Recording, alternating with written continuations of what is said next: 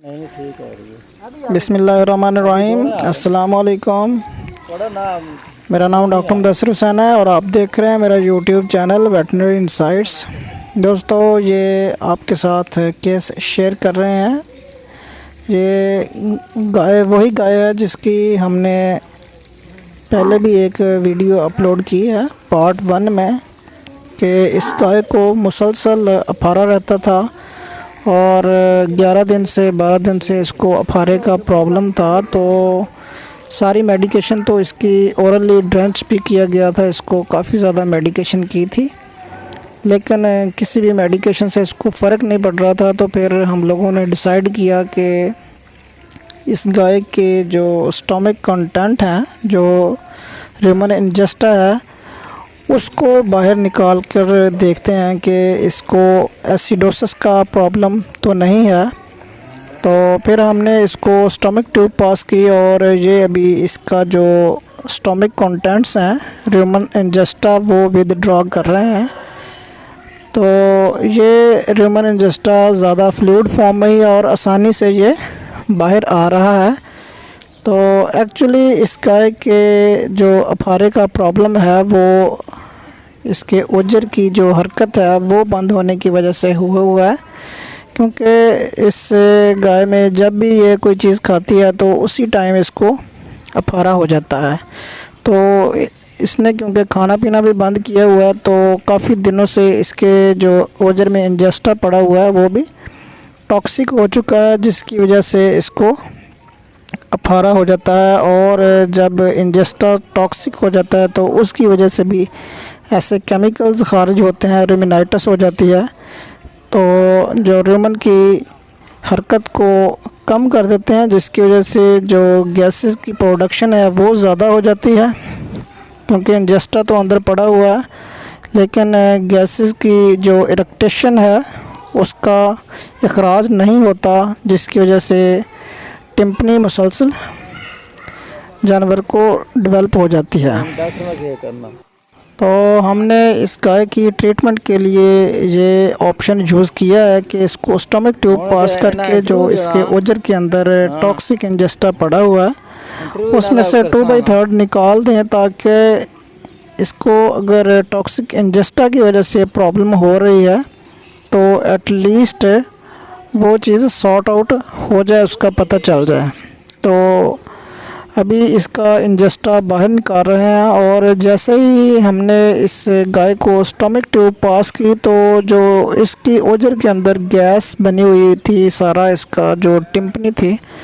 वो उसी वक्त इसकी टिम्पनी ख़त्म हो गई।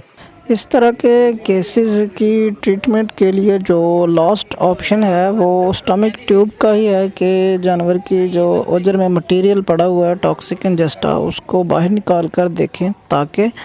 अगर उसकी टॉक्सिसिटी कम होती है तो उस वजह से जानवर की ओजर की हरकत बहाल हो जाती है और जानवर ठीक हो जाता है। तो इसी ऑप्शन को हमने यूज़ किया और इस जानवर को स्टमक ट्यूब पास करके इसका इंजेस्टा बाहर निकाला जा रहा है। इंजेस्टा बाहर निकालते वक्त इस बात का ख़ास तौर पर ख्याल रखें कि आप लोग कभी भी रुमेन का फुल मटेरियल बाहर ना निकालें, जिसकी वजह से जानवर को हाइपोवोलेमिक शॉक हो सकता है और जानवर की जान भी जा सकती है। तो हमेशा 2/3 इंजेस्टा आप निकाल दें, ताकि उसका जो माइक्रोफ्लोरा है वो भी बहुत ज़्यादा डिस्टर्ब ना हो और जानवर को हाइपोवोलेमिक शॉक भी डेवलप ना हो और जानवर की जो लाइफ है वो भी सेफ़ रहे। स्टमक ट्यूब पास करने के बाद और इंजेस्टा विदड्रॉ करने के बाद एक फ़ायदा ये हुआ कि इस गाय को दोबारा से टिम्पनी डेवलप नहीं हुई, लेकिन इंजेस्टा बाहर निकालने से जानवर की जो फिज़िकल कंडीशन थी और जो उसका इंटेक था उसमें कोई अच्छा रिस्पांस नहीं मिला। उसने बहुत ज़्यादा खाना पीना स्टार्ट नहीं किया, लेकिन उसको दोबारा से टिम्पनी का प्रॉब्लम बिल्कुल नहीं हुआ, जो इस बात की इंडिकेशन थी कि जानवर को जो रुमेन एटनी डेवलप हुई है उसकी वजह से ही जानवर को बार बार से टिम्पनी हो रही थी।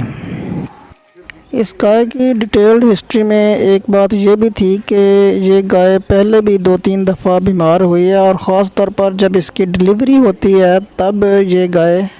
बीमार हो जाती थी और फिर इसको कैल्शियम थेरेपी और इंजेक्टेबल ट्रीटमेंट मिलने के बाद ये गाय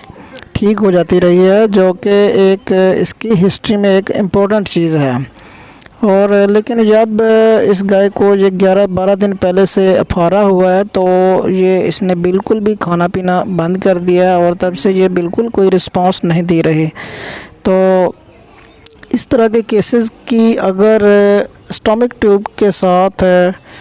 कोई रिस्पांस मिल जाता है तो ठीक है, अगर स्टमक ट्यूब पास करने के बाद भी और इंजेस्टा विदड्रा करने के बाद भी आपको रिस्पांस नहीं मिलता तो फिर इस तरह का केस जो है ये सर्जिकल ऑप्शन का कैंडिडेट है, क्योंकि लेप्रोटमी और रुमेनोटमी करके ही पता चल सकता है कि इस जानवर को स्टमक के अंदर क्या प्रॉब्लम चल रही है। और सेकेंडली जो इस गाय के रूमन का कंटेंट है वो भी इस बात की इंडिकेशन नहीं है कि इसको कोई एसिडोसिस, क्रोनिक एसिडोसिस का प्रॉब्लम है जिसकी वजह से ये बार बार इसको अफारा हो रहा है। क्योंकि जब भी आप लोग किसी एसिडोसिस वाले जानवर का इंजेस्टा विदड्रॉ करते हैं तो जैसे ही वो इंजेस्टा बाहर गिरता है तो उसमें से फोम डेवलप होना शुरू हो जाती है, जो कि उसकी एसिडिक नेचर होने की एक इंडिकेशन होती है। लेकिन इस तरह की कोई भी इंडिकेशन इस जानवर के इंजेस्टा में नज़र नहीं आ रही। ये आप लोग बिल्कुल देख रहे हैं, ये फोकस करके आपको दिखा भी रहे हैं कि इसका जो इंजेस्टा है वो तकरीबन नॉर्मल है, इसमें कोई फोम नहीं है और किसी भी तरह का कोई एबनॉर्मल चीज़ नज़र नहीं आ रही। लेकिन इसकी स्टमक ट्यूब पास करने के बाद, इंजेस्टा बाहर निकालने के बाद इसका जो टिम्पनी है वो तो ख़त्म हो गई है, लेकिन बाद में इसने कोई भी रिस्पांस नहीं दिया और कोई खातर खा फ़ायदा नहीं हुआ। तो इसलिए इस केस का एक नेक्स्ट पोर्शन भी है और उसमें हम इस जानवर की रुमेनोटमी करेंगे, इसके ओजर का ऑपरेशन करेंगे और देखेंगे कि इसके अंदर कोई फॉरेन बॉडी, कोई प्लास्टिक की चीज़, शॉपर या कोई दूसरी फॉरेन बॉडी तो नहीं है जिसकी वजह से इस जानवर को बार बार अफारा हो जाता है जो इसको ऑब्स्ट्रक्ट करती है। तो अभी इसकी ये स्टमक ट्यूब पास करने के बाद इसका हम ट्रीटमेंट कर रहे हैं ताकि इसको टोन अप किया जा सके और जो रूमन की हरकत को ज़्यादा करने के लिए इसको मेडिकेशन कर रहे हैं ताकि इसका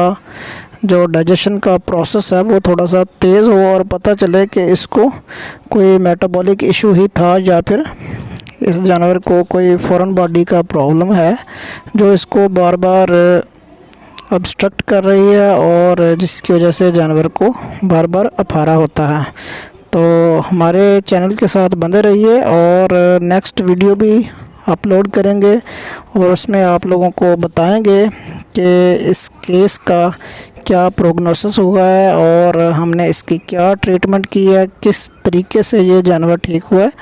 क्योंकि इसकी रुमेनोटमी भी हमें करनी पड़ी है और रुमेनोटमी पे हमने इसके वजह से काफ़ी ज़्यादा चीज़ें